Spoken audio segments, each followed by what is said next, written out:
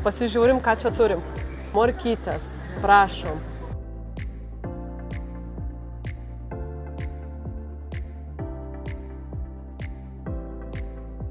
Gėrimai. Kokius gėrimus renkasi dietistė?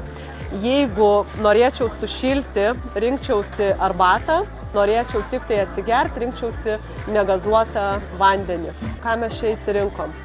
Morkų lazdelės turim, daržovės turim be padažo, cezario salotas be padažo, turim suktinuką, kurį rinkomės be padažo ir be čederio sūrio, turime vrapą su žuvimi be čederio sūrio ir be padažo, turime su jautiena, traškus vištienos gabalėliai puikiai derės su daržovių salotom ir atsigerti vandens imame didesnį kiekį.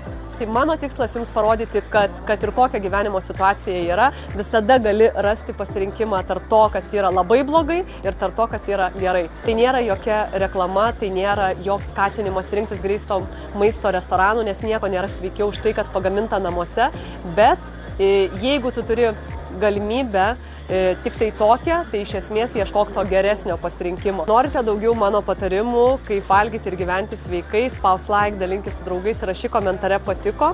Ir daugiau mano patarimų rasi sveikatai palankus svetainėje, prenumeruok naujienas ir sek naujausią informaciją, kuri padės tau gyventi ir valgyti sveikiau.